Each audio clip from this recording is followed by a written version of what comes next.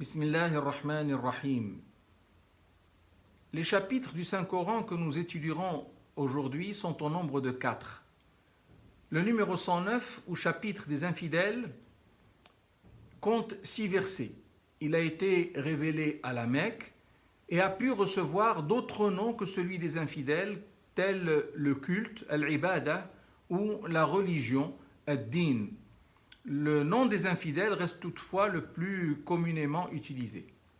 Ce chapitre débute par un ordre de dire, dit, comme les chapitres des djinns et les 3 derniers du livre sacré.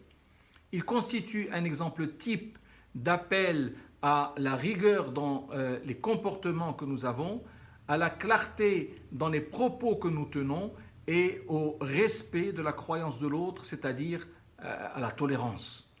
Le chapitre de la victoire, quant à lui, ne compte que 3 versets. Il fait partie des tout derniers à avoir été révélé et donc il a été révélé à Médine. Il prévient l'envoyé de Dieu que sa mission tire à sa fin et qu'il ne lui reste plus qu'à se préparer à quitter ce bas monde en multipliant ses prières, ses invocations et ses glorifications du Seigneur. Le chapitre de la fibre, Surat al-Masad, a été révélé en période mécoise. Son nom renvoie au dernier mot qu'on y rencontre, al-Masad. Mais d'autres noms ont pu lui être attribués, tels la flamme, al-Lahab, ou la bûche, al-Hatab.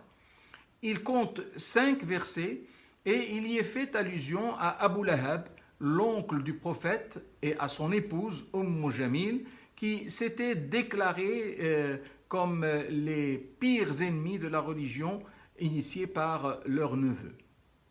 Le chapitre 112, enfin, chapitre de l'allégeance sincère et totale, Surat al-Ikhlas, compte 4 versets.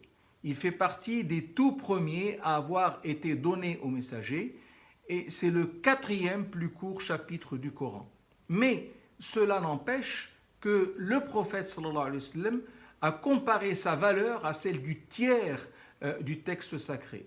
Lorsqu'il a dit « Qul huwa Allahu ahad ta'dilu thuluth al-Qur'an ».